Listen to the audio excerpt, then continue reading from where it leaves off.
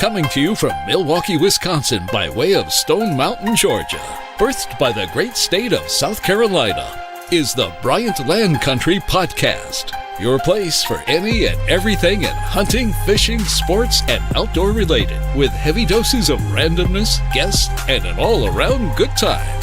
Here's your host, proud Gamecock, South Carolina forever, AB3. All right, now everybody, welcome to another episode of the Bryant Land Country Podcast. I am your host, AB3. Hope everybody's doing well once you download this podcast. Everybody's feeling fine out there chasing turkeys, getting ready for turkey season if your turkeys haven't opened yet. It's a great time of year. It's springtime. I know down south the weather's been kind of hit or miss. Some days have been really sunny. Some days have been really nice. Up here in the Midwest, not so much. Still been a lot of rain, been a lot of cold, and still a lot of snow on the ground that hasn't melted yet. But, you know, hopefully wherever you are having a great day. Baseball season getting ready to start, would have started by the time this podcast drops. Hope you guys that like baseball, guys and gals that like baseball, get out there and get to the parks. I know I'm looking forward to getting to the baseball park with my family when I get back down south for good once the season's over. But yeah, springtime, hopefully not too much longer of this nasty cold weather. Anyway, today we have a guest that I am very much looking forward to presenting to you guys. He's an awesome guy. I talked to him on the phone a little bit before we recorded our interview, and since we've recorded our interview, we either text or message each other back and forth, just because he is an aspiring bow hunter. He's picked up a bow. He started with it. Hasn't hunted anything yet, but has tons of questions about, hunting and just shooting a bow and getting his bow ready to go out and do some hunting. But the thing that intrigued me about him is from New York City. And I'm not talking about Western New York or upstate New York. In the heart of the concrete jungle, New York City, Cliff Cadet reached out to me, or actually I reached out to him after seeing his page, seeing what he was trying to accomplish. So I wanted to get the perspective of somebody that's brand new, walking in, hasn't set boots to ground in the woods or anything yet, but has picked up a bow and said, hey, I'm about this lifestyle and I want to get at it. So I'm going to bring to you my conversation with Cliff Cadet from New York City right here on the Bryant Land Country Podcast. Cliff, how's it going, bro? I'm all right, man. And yourself? I cannot complain. Thank you for taking the time on a Sunday evening. I know you're probably trying to get ready for work on Monday and everything, so I appreciate you taking the time, bro. Nah, my dude. Thank you for having me, bro. Oh, so, all right. Urban Archery, NYC. Now, every time I've ever been to New York, I can promise you the last thing I've seen, even when I went to upstate New York, I have family that lived in upstate New York, and we used to go visit as a kid. I've never seen anybody pull out a bow. Definitely in my trips to the 5 boroughs of New York City, I've never seen anybody pull out anything closely resembled to a bow. Where are you in New York? I'm in Queens, New York. Actually born and raised in Brooklyn, but been living out here since I got out the service. And my wife is born and raised in Queens and has no intention of moving to Brooklyn, but you can't even get out of New York if you wanted to. Oh no, we could move out of New York, but she's definitely not moving to Brooklyn. So you in Queensbridge, the QB. Yeah, well, not Queensbridge, just I'm in Woodside, Queens, which isn't too far. But it's funny you said Queensbridge because that's where my wife is from. Okay. But I'm just a stone's throw from Queensbridge. Okay. So you are in the service, what branch? The Marine Corps. Okay. Marines, nice. Now, is that where you discovered archery, or how did you come into archery and decide, this is something that you want to pursue? Well, the Marine Corps was many, many ages ago, just in my youth, something I did more because I kind of wanted to get off the block out of my hood. But not necessarily the greatest time in my life. I know the experience is different for many, many others. Shout out to those who serve and those who have served, but just wasn't necessarily the thing for me. I came home and, just been doing my thing over the last couple of years. But archery for me was something that I could even say not only me, but my cousin, who you'll probably come across on social media pretty soon, 'cause I kind of roped two of my cousins into this. Archery was more of a childhood fantasy, stuff I used to, dream about. Because I grew up watching Robin Hood, the old black and white movie with Errol Flynn. Then you got Robin Hood with Kevin Costner, who was like the only Englishman in the movie with no English accent. You know what I'm saying? Right.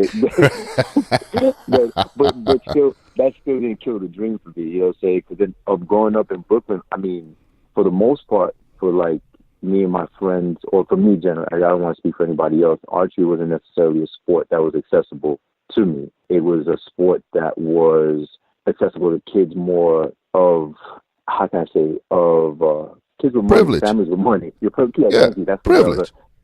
Families with privilege. And the only time, somebody, like myself or from my neighborhood could probably shoot any archery was if you went away to like the Fresh Air Fund, went up to the country for a camp or something like that.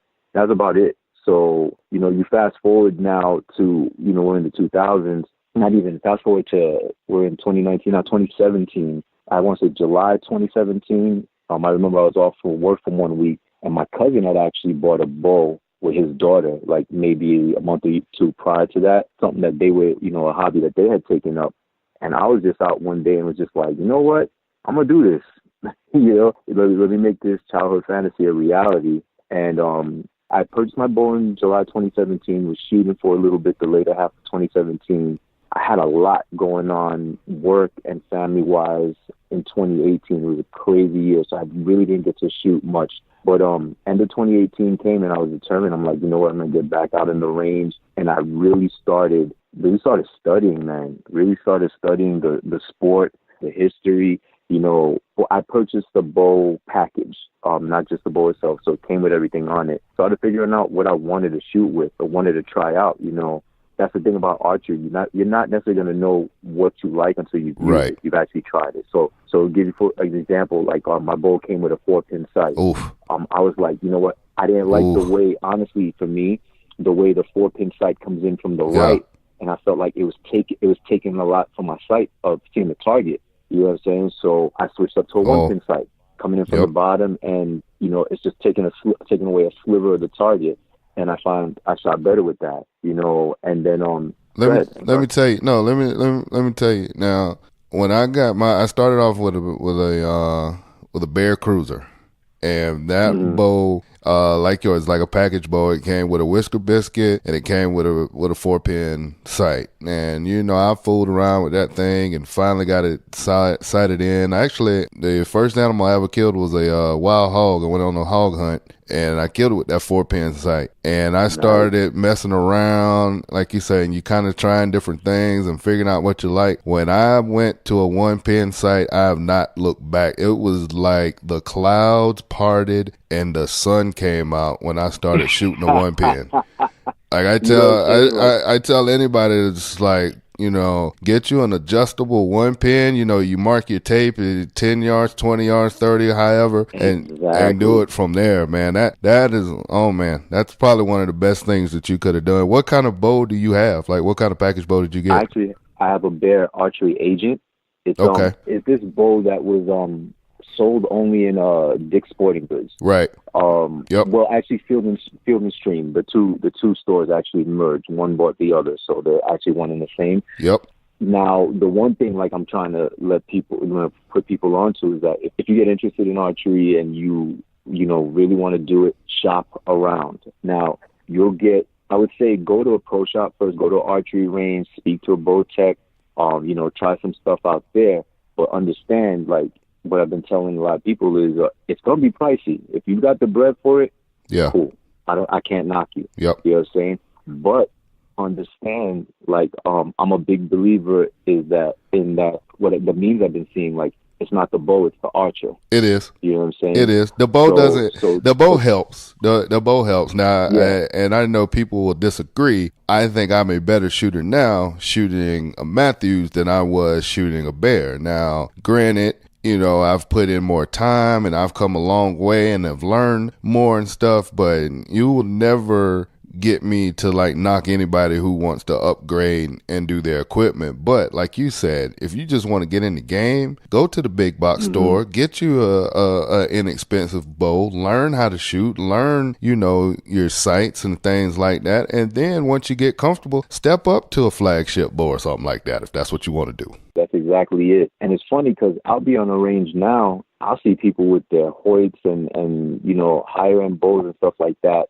And I've got way tighter groupings and hitting a bullseye way more often than these dudes are just like, you know, all over the place if they're hitting the target. You know what I'm saying? And that same place I've gone to also is like, I had a dude, Bowtech talk to me and then kept referring to my bow as economical. I was like, dude, just up and call it cheap if you want. You know what I'm saying? But I'm not gonna change what I'm shooting just yet because you know what? I'm a husband and a father, and you know what? My money has to go elsewhere. I totally understand that. What kind of work do you do? I'm a driver for UPS. Okay. So, look, so man. Let me tell you, 50 hours a week. let me tell you something, man. This is what talk to your UPS friends down south in Atlanta and tell them jokers that just because you throw the package from the truck and it lands in the bushes or whatever, that don't mean it's delivered. Okay. Like there are times where I order some really, you know, nice things or some really like fragile stuff or whatever. And just because you throw it in the bushes and I got to go find it, that don't mean you delivered it. All right. That's my only beef with UPS drivers. You know what it is your driver must know you're a hunter and they want to make you work for your prey. Is that what it is? That's what it is. That's what it is. That is a load of crap, but that's funny. But I get you. I get you. All right. But no, what I wanted to go back to, you were saying about, you know, like shooting on the range and stuff. How often do you shoot? So what happened was this past Christmas I bought myself a target. So when I can, I try to shoot. What I was doing was I was shooting in the driveway of my mother-in-law's house because she got a nice sized driveway. It gives me about 20 yards. So I'm sighted in for 20 yards. I've yet to sight in for anything further because even the ranges out here in New York City, it's only 20 yards. Oh, max. Wow. Okay. All indoor ranges? So, yeah, we do. Yeah, all indoor. We do have outdoor ranges on public parks. There's one, as a matter of fact, in Brooklyn, but I've got to wait for the weather to get a whole lot better for me to get out there. Sure. So, but what happened is what I was doing was I was shooting every weekend at my mother-in-law's house. So Saturdays and Sundays, you know, so I was an archery weekend warrior, if you will. But what's happening now is, though, because I've focused, you know, my sights, my attention on hunting and wanting to get my hunting license, I found that I'm more studying right now. Okay. Because I believe once because, you know, to get your license, you got to have these, you know, hunter's ed classes done and then a bow safety class done. And then after that, then you can get your license. And then I figured I've got all summer to shoot. So that's basically what it is. It was more the weekend. I'd say Saturday and Sunday at my mother-in-law's house outdoors, and then at least one day a week, weekday, getting in at the range. Okay. And the thing that's good about a compound bow is usually if you get your form down and you get your form right, you know, you can go without shooting it, you know, for a few days or months if it has to be. And then when you pick back up, you take your couple shots. As long as your form's pretty much in good shape, you're going to be all right. Now, with a traditional bow, you have to shoot that thing almost every day because if you don't, it's hard to keep your groupings and hard to keep the accuracy or whatever. That's the thing that I love about the compound bow because I try to shoot, you know, every day, every other day, obviously with my schedule and with us traveling for days at a time and whatnot, you know, I can't shoot every day, but I even went as far as setting up a little block target, maybe about 7-8 yards away in my apartment. And even if, you know, it's only like, you know, 5 or 10 arrows just to keep my form, I'll do that, you know, on those days that,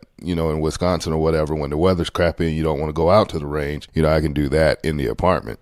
See, that's pretty cool. What I did to adjust also more because I also wanted to basically work on not only my form, but my strength because I wanted to bring up the draw weight, be able to handle the draw weight on it. Yeah, what you pulling? Now, 55. Okay. So I'm trying to get up to like 65, honestly. Yep. And so what I do, because, you know, I'm in an apartment as well, so I just hook on my, I strap on the release on my wrist and then I don't, you know, dry firing hell no, that's a big no. I'm Right. not even going to try to do that and, learn the hard way, the repercussions of that. But what I do is I still practice bringing the bowstring back and then, let it back in.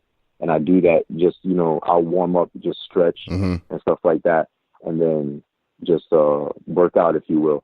My hope is being, I was looking into, what's that called? Bow. Okay, You know what see, I'm saying? I was getting ready. It's funny because I was going to tell you. I was like, I got something that I was going to tell you about, but I wasn't going to say anything because if they want to sponsor me, then I'll say something about it. But since you brought it up, yes, the Bow, I have seen that, and I've actually thought about investing in that myself, just to keep, like your form, and like you say, to work out and then be able to go up in that draw. But the 55-pound draw, you can kill just about anything, especially from deer, hog, or turkey or whatever. You got good shot placement at 55 pounds, you're going to be good to go. But yeah. So is it? Because I thought I had to go higher in draw weight. So 55 pound is good. Like, I don't got to worry about like maiming whatever I'm hunting. It's good if I'm on target. If you, good to go. yeah, you got good shot placement, 55 pounds, you should be all right. I started out at 55 and then I went to 60 and then now I'm at 65. And I think 65 is about, where I'm going to pretty much stay at. Because the other thing, too, about draw weight, it's one thing to be able to draw 65 on a range or, 65 practicing. It's a completely different ball game to be able to draw, that higher weight when you're cold or it's hot as dickens outside and you're waiting on an animal and then you see that animal come through and you go through everything in your mind that goes through, with making an accurate shot. So it's definitely, two different scenarios there. So, I mean, even at 55, if you're comfortable, I would try to hunt at that first. But like I said, that's just me. I mean, like I said, I started out around 50, 55, and then now I'm up to 65. So. Oh, all right. No, I appreciate that tip because I was just worried that 55 wouldn't be a strong enough draw weight. But if it is, if you're recommending it, 55, right? 55 pounds at about what distance would you say? I'd say about 20, between 20 and 30 yards. Now, there might be, guys that may stretch that a little bit. The other thing, too, about me, and then I know this is kind of beating a dead horse, but I just want people to understand, I am by no means a professional. This is what I have done just from talking to other people and then doing trial and error on my own. But what I've found is 20, 30 yards, that's about where you want to be, especially when you're talking about whitetail deer. Turkeys, you want to try to get in a little closer, 15, 20 yards, maybe even 10 if you can. But primarily, the game as far as like what I take with my bow, deer, hogs, and turkeys, I try to get them all in between, anywhere between 15, definitely no more than 30 yards. Because the other thing too about bow hunting, the joy to me of bow hunting is be able to get in those animals in close. Rifle, you can go, 7,500 yards or whatever and reach out and touch them. The joy of bow hunting is to be able to get on top of that animal, 15, 20, 25 yards and then be able to make it happen.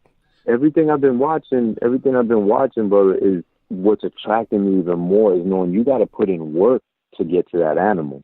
It's not just, really sitting there. You got to know the land. You got to get an idea where they're feeding, where the dens are, things like that. And even I can appreciate like even the work. Forgot who you were talking about. Who you're talking with about it was putting out the minerals for them. Kim. Sure. Kim Brown. Kim Brown, right? Yeah, now that's a whole different ball game there. That cat, he is die hard. But yeah, like the stuff that you're talking about, like with him and stuff and putting in that kind of work. Yeah, he's a year rounder. I'll give him credit. He's a die-hard year rounder. Wow. All right. See, I wish that was something possible, but maybe when I retire, something I can look forward to. Well, what's the public land scene up there in New York? Like, have you started checking that out? Where have you started looking at where you thinking about hunting at? Yeah, so there's this one spot I've been told about and I started reading about outside the Bronx, it's an area called Westchester. So there's public land out there.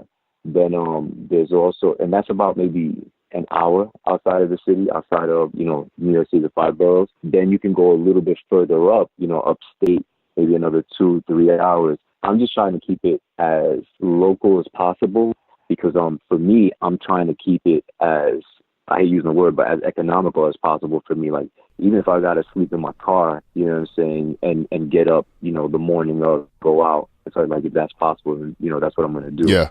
You know what I'm saying? But learning about all of this is what's awesome. Like, I just want to get an idea because, you know, opening day of the season, I can only imagine, and I haven't spoken about anyone about it, but I could figure that there's going to be a crap load of brothers, a crap load of, you know, hunters out there, you know, opening day as well, trying to get that buck, whatever, you know, whatever it's trying to get. And the thing too, like you say, you're trying to do it like on a budget. You know, there are tons of articles out. You just got to Google them, but there are tons of articles, you know, about, you know, DIY hunts and how to do hunts, you know, economically, even how to do hunts out of state economically. So it is definitely something that is achievable. But I would say, you know, like you said, found the places and whatnot. Are you familiarized with like your tags and stuff in New York? Like, what is that, a $1 state, $2 state, like 3 doles? That I don't know yet. I'm still looking into it, and I've got a buddy at work, like he hunts on a regular. It's like the hunting season comes and he bow hunts and he hunts with a rifle. So he hunts during all the seasons, and literally the seasons come, he hops in his truck Friday afternoon, punches out, and he heads up to a lodge with his buddies. So I've been kind of picking his brain and stuff like that. I don't know that particular answer, so it's something that I've been looking into. I've been checking. I mean, the internet, you know, can be a great thing or a dangerous thing at times in terms of researching hunting. Though, it's been a great tool. You know what I'm saying? So right now, like I've learned a lot just from this manual that I'm studying in order to for the class, today's hunter manual. So a lot of things that I had no clue about, you know what I'm saying? For example, about like, well, the first one, the today's hunter thing, talks a lot more about firearms, right? Like guns and rifles and such. A lot of things I didn't know, and right now I'm in. For anyone out there, if you're listening, looking at Chapter 5, learning about tree stands, elevated stands, and things like that. It's a whole lot of info, bro. It's funny because I thought it was going to be something simple, like, oh, I want a license. All right, I just got to go to the nearest government office, you know, apply for a license, get it. I didn't know I actually had to study, really learn about this, and then show that I can apply it, and then go ahead, and get my license. The hunter safety thing is kind of interesting because, like, for me, when I started, I started late in life, a few years ago or whatever. But when I was a kid, I was in a gifted program during the summers. And one of the things that they would do is they would have somebody from the South Carolina Department of Resources, Department of Natural Resources, the SCDNR, would come to our class once a week, and we go through hunter safety. And, for us as kids, we were just kind of like, all right, this is something else we get to do or whatever. So, we had fun with it. We had a manual, and we, take like 6 weeks or whatever, once a week, during the 6-week program or whatnot. And we go through different parts of the manual. You learn about, different tracks and firearm safety and, how to identify animals based on footprints and, things of that nature, like all kind of stuff like that. So we enjoyed it, and we call it, it's the wildlife man. It's like, hey, is the wildlife man coming this week? Is the wildlife man, coming this week? So he would come. But the thing was, at the end of the 6-week program, once you passed, you took your test or whatever, you passed, everybody that passed got to skeet shoot at the end of the program. So we would go to a field, behind the high school or whatever. And this was late elementary, middle school age maybe for us. And we would go out there, once you pass at the end of 6 weeks, and we skeet shoot. Take live 12-gauge shotguns. Somebody would pull, and then you go out there and we're shooting shotguns, late late elementary, like early middle school. And, down south, that's nothing. People, and if you grow up in a family that hunts and fishes and stuff like that, I mean, you already shooting guns at like 5, 6, 7 years old. It's just all about, who teaches you. So, but my point is, so like when I got into it, started, bow hunting and wanting to duck hunt and stuff like that, I already had my South Carolina hunter safety. And once you pass and once you have it, it's good for life and it's good everywhere. So see, that's what's up. Yep. That's what I like about this also. I know that once I've got, this in my pocket, it's accepted pretty much everywhere in all the states. It's just a matter, you just go ahead. If you want to go hunt out of state, just show that card and you can get your license. But it's funny to sit here and listen to you talk about, going through the books and having to study for it, almost like you're studying for your driving exam, and it kind of sounds kind of tedious. But for us, it was just like, hey, here comes the wildlife man once a week, and then we pass, and then it's boom, boom, boom, we go shooting shotguns like there was no stress.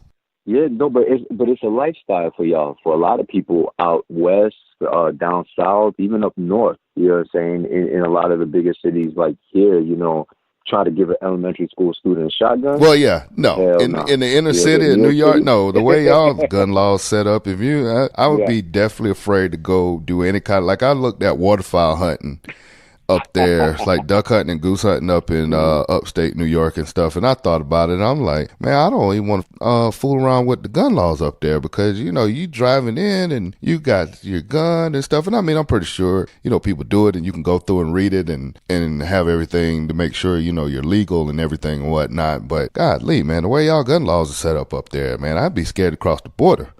So Yeah, that's exactly how it is, and that's also thing for me with bow hunting. It's one, I just prefer the bow in general overall over a rifle or a gun or anything like that. But then it's also a lot easier, man, to travel, throw your bow in the back seat and go ahead and travel with it, as opposed to throwing a rifle in the back seat. Oh yeah, definitely. You know what I'm saying? God forbid you get pulled over and then you got to explain to a cop why you got a rifle in your back seat. You know what I'm saying? I'd rather not have that conversation and just be like, yeah, that's my bow back there. I'm going bow hunting. Yeah, I've traveled with both. So, I've traveled with my shotgun, like on airplane. I've traveled with my bow on airplane. I've found out it's just really the person and their level of non-ignorance. Because like I can go through in Milwaukee, like in Wisconsin, they'll see my case. Do you have a firearm? No, I have a bow. Okay, no problem. Put it on, goes on, whatever, and then I'll go pick it up or whatever. When I'm in Atlanta and I have a bow, is that a firearm? No, it's a bow. But is that a firearm? No, it's a bow. Can you open it, please? Then you go through like all these like different steps. Then I gotta open it, and then they want to ask you, 200 questions. Well, why do you bow hunt and do you do? Well, if you don't really understand or you don't know what it is, can you just check my my bow so I could go on about my business? And then the same thing, with a gun or whatnot. Oh my God! And unfortunately, with all the accidents and stuff that has happened, over the years and whatnot, you go in the airport with a gun, and even though it's locked down, with a shotgun or whatever, again. Person's level of non-ignorance, it's DEFCON 5. It's like, oh, he's got a gun. And it's just like, look, and it's if you know what you're doing and it's in the right hands, I mean, that's what it comes down to, but don't feed into the ignorance, so to speak. But I mean, it's all part of the game, I suppose. Exactly, and that's the thing I'm trying to accomplish with the whole Urban Archery NYC thing is educating new hunters or new archers, I guess not only in New York, but anywhere, anyone who's willing to listen on, what to do, what not to do, and basically explaining all of that through my journey. You know what I'm saying? Because I've been basically doing all the research on my own, asking questions here and there, reading a lot, and like I said, being on the internet a lot. And so I'm just trying to put that out. I guess I'm just trying to be another channel for which, for somebody to get information on the sport, whether it be, target shooting, target archery, or hunting. Right. And that's, so, I mean, dang, you got a future in this media business right here, because you basically did what I was getting ready to do, was segue into your Urban Archery NYC brand. Like, so you want to basically show others, how to get into archery and, bow hunting and base it, like off of your journey. And you say you're bringing your cousin in and stuff, like, are you setting this up like as a nonprofit, or like what are you doing? So the biggest thing that happened, I had an epiphany just the other day, and it was like I'm walking this road by myself. You know what I'm saying? And I'm learning a lot, and a lot of cool stuff that I'm learning. Granted, I gotta sit at the table like my kids doing their homework and and study and stuff like that. But it's fun. It's stuff I'm interested in. And then I was at work the other day and just thought about it. I'm like, you know what? When the time comes, I don't want to be out there, in the woods by myself. I'd rather an opportunity to share this with, people I'm cool with, people I actually like.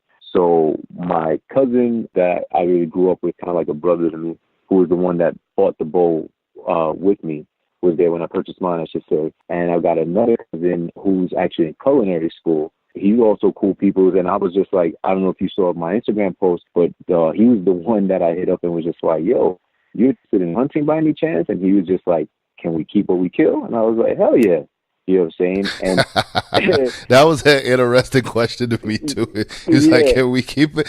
Yeah, we can keep it, and we gonna cook it too. Yeah, exactly. So I'm trying to build this brand from a couple of different avenues in terms of, so like I said, focusing on sharing my journey, and that way educating others. Like, you know what, you're interested in archery. Here's what you do when you're first interested in buying a bow. All right, now you got your bow. Figure out what you like shooting with. You know what I'm saying? A drop wave rest, a 1-pin sight, whatever.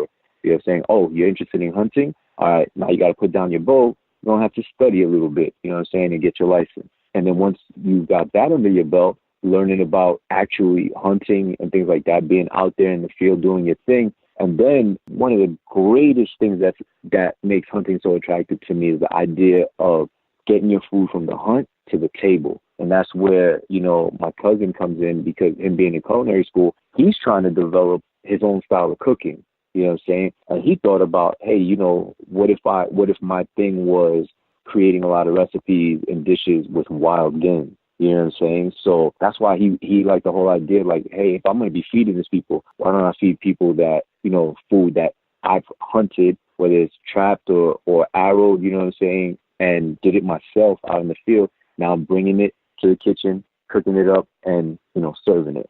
So that, I think, is so awesome. You know what I'm saying? Because these days, society as a whole, at least meat eaters, we're so far removed from the process. You know what I'm saying? We take it for granted. The meat, we're like, oh, we want some meat. We want some steak or whatever. All right, let's hop in the car, go to supermarket, pick it up, bring it home. You know what I'm saying? Right. The idea of having something like venison or elk or turkey, that I've caught myself and brought home, I think is so cool. You know what I'm saying? Yeah. And it's, I want to be not just somebody outside looking in at the process. I want to be the process. Nice. Yeah, no, it sounds like, you guys got a pretty good plan put together, because, I mean, like, there's hundreds of, recipes, and you can go and find recipes and stuff for deer, for wild turkey, for pork chops, wild hog, barbecue, stuff like that. Ever since I've been doing this, I've kind of just wing it. I know what I like. I know what I like for my food to taste like. I know seasonings that I like to use, things of that nature. And I kind of get it from my mom. Like, when my mom cooks, like, I couldn't tell you like a recipe for anything my mama cooks, because the only thing she does like by recipe is her cakes, and even that she kind of freestyles. So, like, like my deer, hogs, ducks, geese, all that stuff, man, like, I just freestyle it. Like, I season it, with the seasonings that I like. Sometimes I put it on the grill. I got some geese that I'm going to probably try to smoke over the summer. I'll put it in my smoker, but most of the time I'll put it on the grill. And then what I found too with meat, with wild game meat and stuff, the crock pot. Like, I'm self-proclaimed crock pot king, because I will put stuff in it, season it down, put it in the crock pot for 4 or 5 hours, and then it comes out falling apart. But it sounds like to me, you guys got a good plan, and, got a good, a blueprint for success. Thank you, man. Well, you just gave me the in for my wife, because my wife really has no want to be a part of any of this just yet, but she loves a crock pot. So if I could tell her, hey, I just killed this and butcher cut it up, and I heard there's a cool crock pot recipe, you could just throw this in, you know what I'm saying? She might be willing to try it. Yeah, just tell her, look, honey, there's no recipe. Here, I got a deer roast. let's get some potatoes, put it in there, get some beef broth, throw it in there, put some seasoning on it. We'll treat it just like a roast. And then, and a matter of fact, no, here's what you do, okay? Don't even tell her it's a deer roast. Just get it. Because if you look at it, unless you go through and examine it, you ain't going to be able to tell the difference, okay? It's red meat. Just throw it in there to say, hey, honey, we're going to have roast. Put some beef broth in there, season it, whatever, put some onions, whatever, you season with or whatnot. Let that thing simmer for about a good 4.5, maybe 5 hours in the crock pot. And when she comes home and she smells that, it's like, oh my God, what is that? And then, just cut it up, give it to her, and then wait, after, dinner's over, you had your glass of wine or whatever, y'all like to do. And it's just like, oh my God, babe, that was an amazing meal. Be like, you know what? That is the best deer you've ever had. And then just boom, just drop it on her. There you go. I also give you full disclaimer, I am not married. So take that advice and do what you want with it. Dude, you set me up for the okie doke. No, but I'm just saying, I mean, hey, sometimes you got to introduce people, you kind of gotta slide it into them. Like my daughter's like that. She doesn't like to hunt. She doesn't like going hunting. She hates that I go hunting and, I've gotten into it and stuff, but I have yet seen her turn down her plate for anything that I've done, whether it's been barbecue from a wild hog, deer roast, spaghetti with ground deer, goose breast or whatever, duck, sliced duck breast off of the grill, sausage, deer sausage or hog sausage. I have yet to see that young girl turn down her plate because she didn't want to eat it. So I'm just telling you. That's what's up. See, and then speaking of the kids, the other cool thing is I got two little ones myself. My daughter's 10 and my youngest son is 6. And just maybe 2 days ago, we happened to be taking off stroll, and we were talking about, archery, and I was like, the guy's going to be going hunting later this year, is that something you think you'd be interested in? And he just looked up at me, he's like, yeah. And then he's like, wait, we're going to eat it? And I'm like, yeah. I was like, the whole point is for us to go hunting, and, we harvest this deer, and I had to, define exactly what harvest meant. Right. And then, bring it home and figure out a way to cook it and eat it. And he's with it, which was something I was kind of afraid of. But, that's my little guy. And he's down to do what daddy does. Or at least try, you know what I'm saying? And I'm looking forward to that. I see that a lot, the bond that parents who hunt have with their kids that are also interested in doing it. And I'd like him to at least try. And if it's not for him, then cool. Because I'm not even going to lie. It may not even be for me. You know what I'm saying? But I'm going to try at least once. And I'm pretty certain because everything that I've read and I've watched, I'm really looking forward to it. Especially learning how to, I believe the phrase was field dress. Field dressing deer. Field dressing deer. Yep. Yeah, so that's something like stuff like that, dude, I'm fascinated by. You know what I'm saying? So it's like I really want to get out there. I really want to be like, you know what I'm saying? I want to be that dude out there hunting and not necessarily living off the land, but being able to come back and say, hey, you know what? I shot this.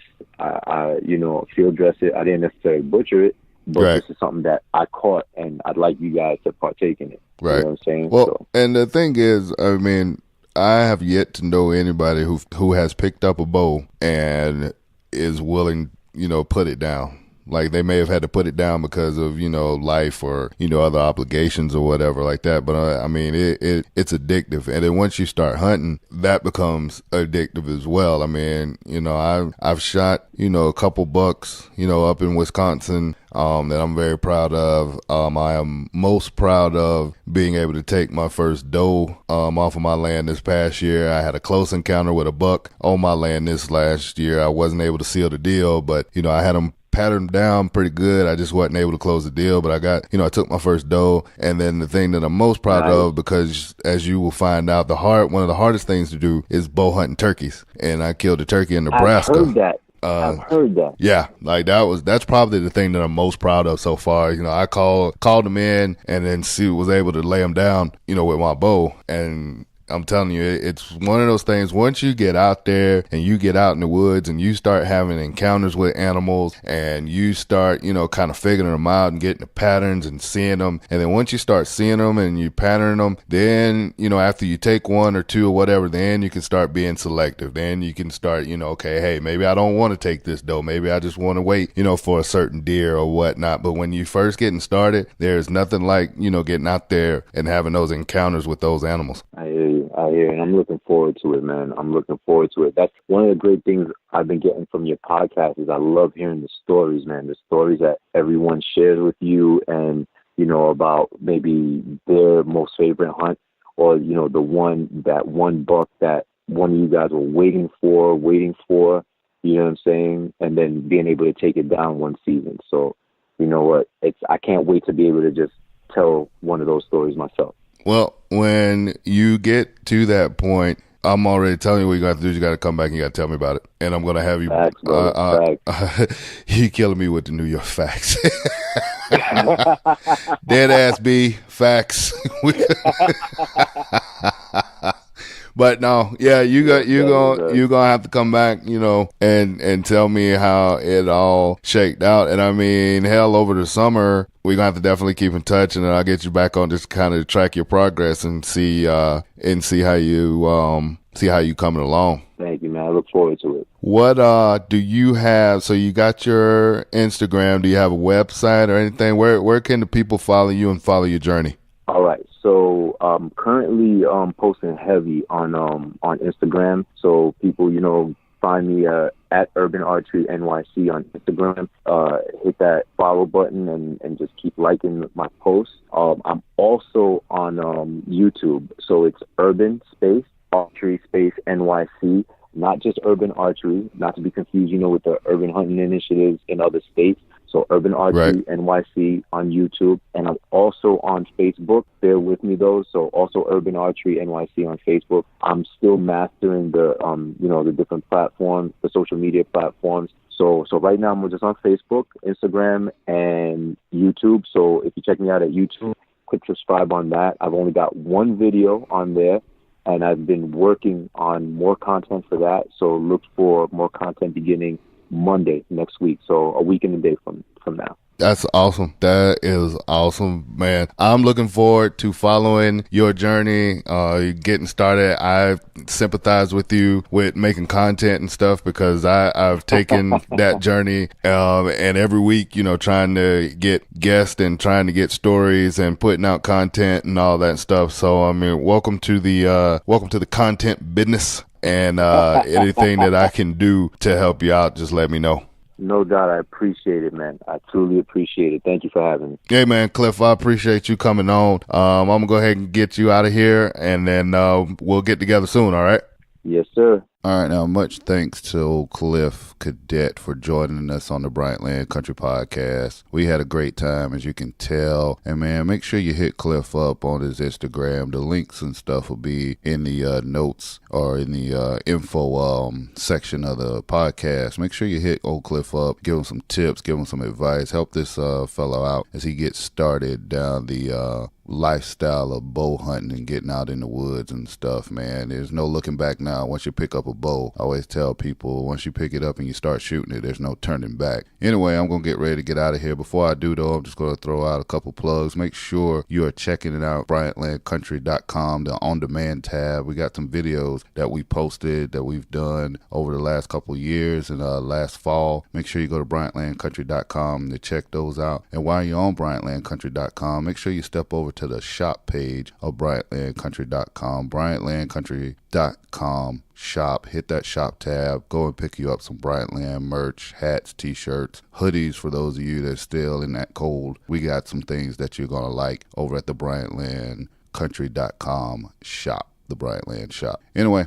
I'm going to get ready to get out of here. Thank you again. Thank you for all you guys' support. We are still rolling along. This is episode 13, and we're going to come back next week with another episode of the Bryant Land Country Podcast.